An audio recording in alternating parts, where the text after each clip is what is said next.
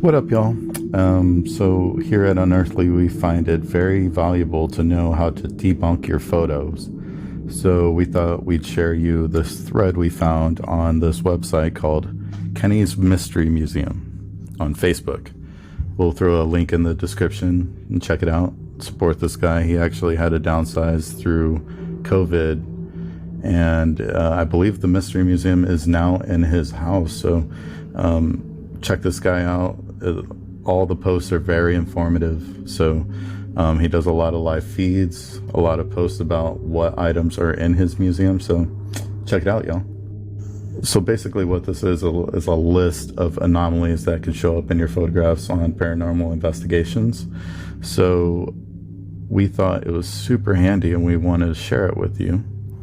You know, every paranormal investigator should know this stuff, and it's understandable if you don't. What we're trying to do is just share this information and make sure that we can just spread this information to each other, and that way we can debunk our own photos and present more credible evidence. So Kenny's Mystery Museum actually had this part of their display inside of the museum, so it's pretty important stuff. The first photograph is Ectoplasmic Mists, and this one is actually pretty self-explanatory in my opinion. Say that you're doing a paranormal investigation and you're vaping and you don't remember vaping and a photograph is taken. This might happen and you might not remember. If you do remember, that's always good because you can just debunk it right away and just be like, okay, that was me. So this is very important to just kind of know, you know, offhand.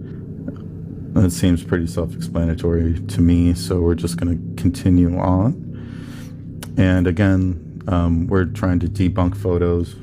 Doesn't mean that wherever you are, if you capture anything like this, that the place isn't haunted.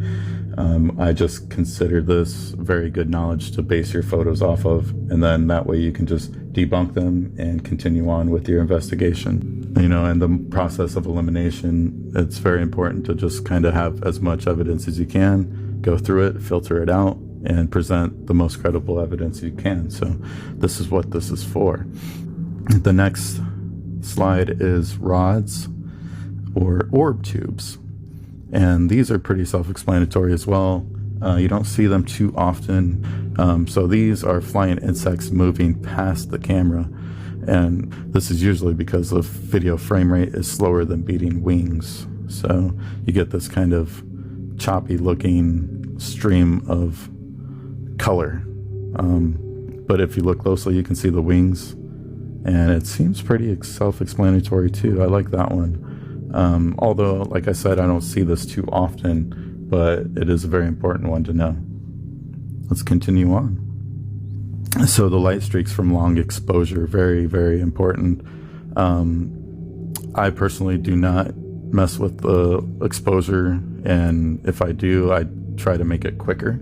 So if you're on an investigation, make sure to set that quick exposure time, and the long exposure is never a good idea unless you're steady cam in a room, just trying to like see any movement that might happen over time. Usually the best instance in that case is to use a motion censored camera, so whenever something moves, the camera will take a picture.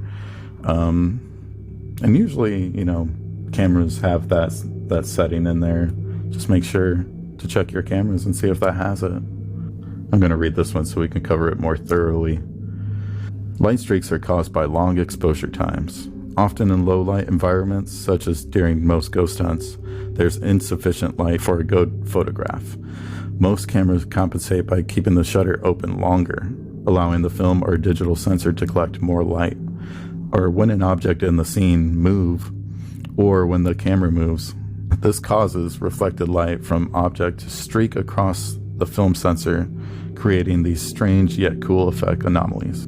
Note how many light sources create duplicate patterns, a telltale sign.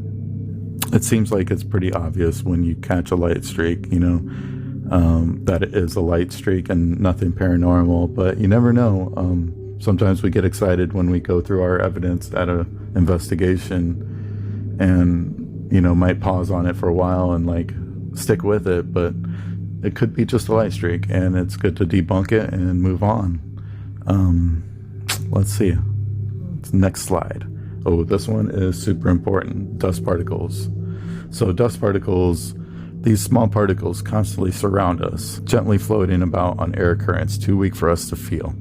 House dust is a mix of slough, skin cells, hair, clothing fibers, bacteria, dust mites, bits of dead bugs, soil particles, pollen, and microscopic specks of plastic.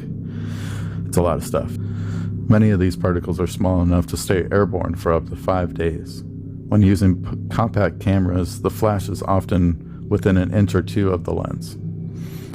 This creates an orb area where any dust particles that are just inches from the camera lens will reflect enough light from the flash to be seen on the final image.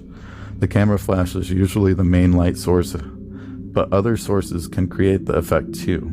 The sun, street lamps, flashlights, phone screens, IR and UV light, etc. These particles are too small for the camera to focus on, which is why they appear as out of focus, circular shaped lights, which are often semi-transparent. Orbs are not ghosts. They are naturally occurring photography artifacts. Using a DSLR with a shoe-mounted flash eliminates most orbs. So yes, this bottom picture in the left corner is actually a very good reference to how you should set up your night vision camera. Make sure your IR light is farther away from the camera lens so that the dust is not picked up. That's a very good technique. If you watch a lot of paranormal shows that use IR lights, you'll see them doing this. So check that out. And again, we have captured some anomalies that look like orbs, and it's just the pattern. Make sure you note the flight pattern. If it's abnormal, that's a good thing, but honestly, this is just a good reference to debunk it. But if you do see something like this, it's important to keep a good eye on it. Review the footage over and over. Make sure, if there's a room full of these things, then it's probably dust. It's not a ghost party going on, unfortunately. But just keep that in mind. If it's one big one, like in our most recent investigation in Taos, New Mexico, the haunted hacienda, we caught a couple coming out of the wall. One actually reacted to our gesture to go outside, so it was kind of weird. And that kind of stuff, when there's multiple layers of evidence, you capture the orb and then you feel something or you sense something, that's always way better than just having one layer of evidence. So keep that in mind as well. The more layers, the better. So textile fibers, this one's very interesting. These are very small textile fibers, which consist of silk, wool, linen, cotton, and synthetic fibers as rayon, nylon, and polyesters. And some inorganic fibers, such as cloth of gold, glass fiber, and asbestos cloth. That doesn't sound that good. When our clothing and furniture begins to wear, it sheds tiny bits that can become airborne, just like other dust particles. Since these fibers are longer than dust, they produce a string shape rather than an orb. And these, I haven't seen too often,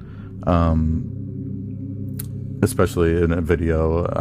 It kind of helps to see it move, but these are more rare than I've seen orbs, dust orbs and stuff like that, more common. But these are very good to look out for because they definitely look weird and they kind of flow in the wind. But I feel like I remember seeing Ghost Adventures catch something like this and they couldn't explain it, but it's good to know because all this information is straight from professional photographers. So it's very important stuff to know and not that common knowledge. So I'm glad we can look at this, learn from it, and apply it to our investigations. And again, all this information is from Kenny's Mystery Museum on Facebook. Check it out. Very useful stuff. All right, apparitions and shadow figures. Very, very important one. Also very common and understandable. This happens with many cameras. And, we get it, we see it, we get excited. And, it might be just a very common thing. It might just be a very easily explainable thing. And that's why it's good to know these things, apply it. And that way we don't present this as evidence and get shut down by somebody that actually would know how to tell us, oh, that's not a ghost, man, sorry, this is actually what happened. So this is kind of preemptive, so we can approach, paranormal groups with more credible evidence. The majority of apparitions are caused by long exposures. Again, not a good thing to have on your cameras during a paranormal investigation. The quicker, the better. The flash is usually turned off in a low light scene, so the camera compensates for the lack of sufficient light by keeping the shutter open for a longer period of time, sometimes a few seconds. In this time, living people in the scene have a chance to move slightly or even completely out of the scene. Depending on the ambient lighting, this can create a transparent figure with subtle details, a distorted silhouette, or something in between. Look for clues such as motion blur and camera shake to identify long exposures. So yeah, again, very common, very easy to do on accident, and there are people that create fake ghost photos so they get likes and stuff online, and we're not all about that. Of course, we don't want to promote that through this. We're not trying to teach you how to make fake ghost photos. This is if anything, to try to get rid of them online. So everybody considers us more credible as a group, because that's what we need. We need more respect from all over, just so people know that this is a very serious subject and we take it very seriously, and we apply all this very valuable knowledge to our investigations. So let's continue. So pollen spores, this one, given night vision cameras are usually, monochromatic, so like usually black and white, it's hard to color, or it's hard to catch all these colors in your footage. So this one is kind of more particular to color photography. Pollen spores. Pollen is a fine powder made up of microspores produced by male plants. Because pollen are small, light, and dry, they can easily be spread by wind, which keeps pollen airborne and carries it over long distances.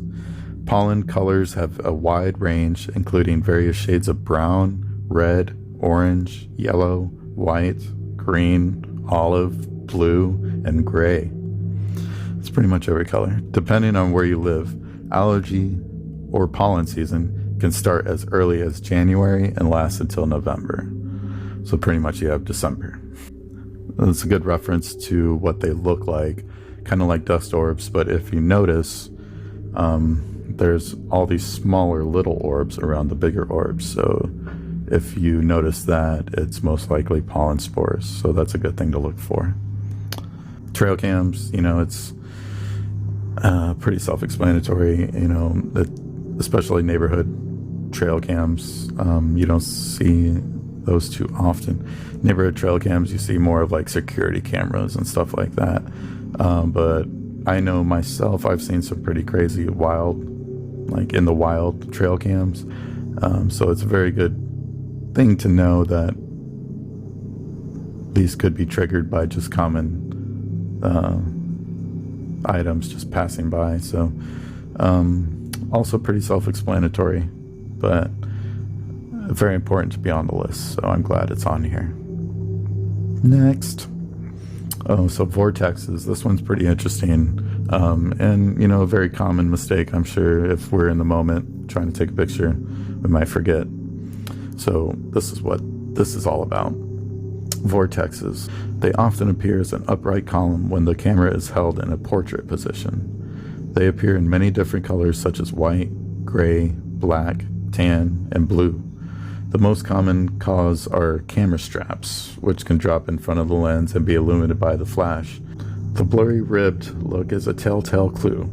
Other causes include hair, spider silk, lens flare, fencing, strings, and more. So again, if something is very, very close to your camera and it makes it very blurry, it's most likely a real thing that got in front of the lens and not, you know, something paranormal. Again, a very easily mistakable thing too. I'm sure it happens way more than we're aware of. So, you know, just keep your camera lens clean, keep it free of obstructions and whatnot. So a very important thing to just kind of make sure that your viewing lens is, there's nothing obstructing the view. So a lens flare, probably the most popular occurrence I've seen in photos that people mistake it for paranormal. And again, this is very understandable stuff. I'm not trying to make fun of anybody.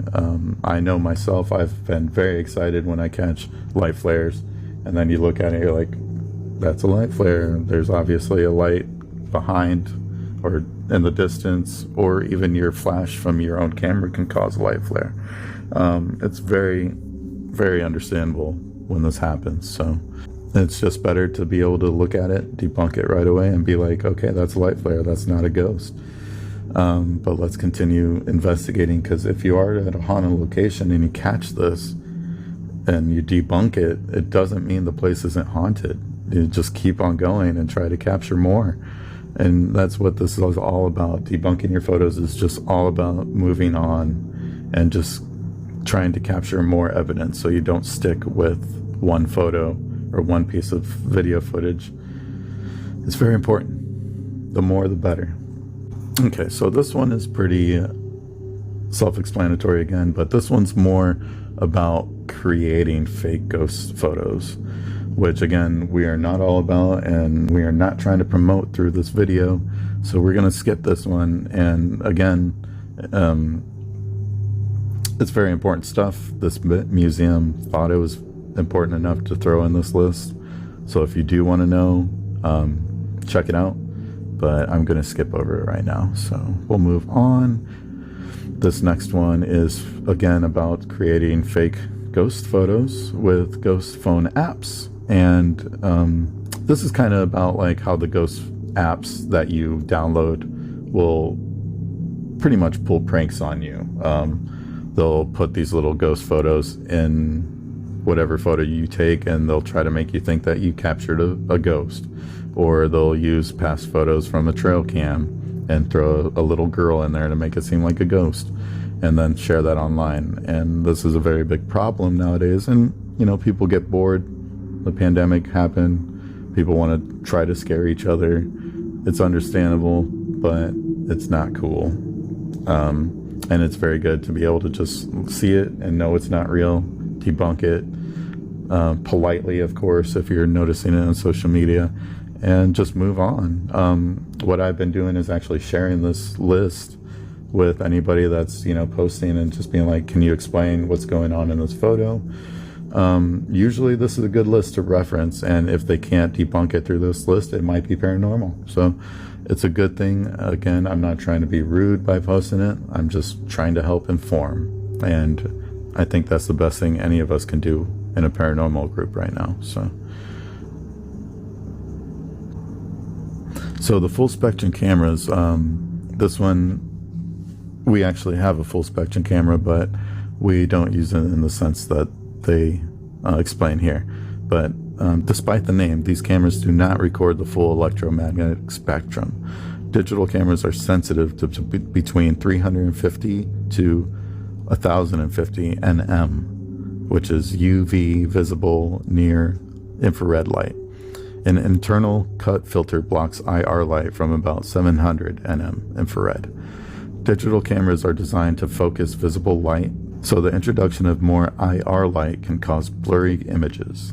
Since they're often used in the dark without a flash, the camera doesn't have sufficient light and takes long exposures. Full spectrum cameras are not reliable tools for ghost hunting. I don't fully agree 100% with that statement. I think they are pretty valuable in certain settings. But again, this is very important knowledge that, you know, all the detail about the IR light and the visible light is stuff I don't know, and I'm taking it as truth because this is from photography professionals.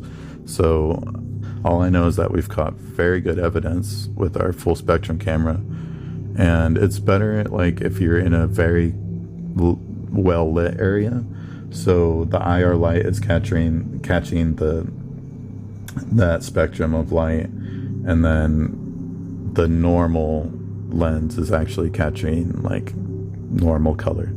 So I think it's still important to have a full spectrum camera. It's good to have the option, but you know, might not need it. Okay, rain and snow. This one is very obvious in my opinion, but again, very important. Much like dust particles, raindrops and snowflakes will normally show up as orbs in flash photography.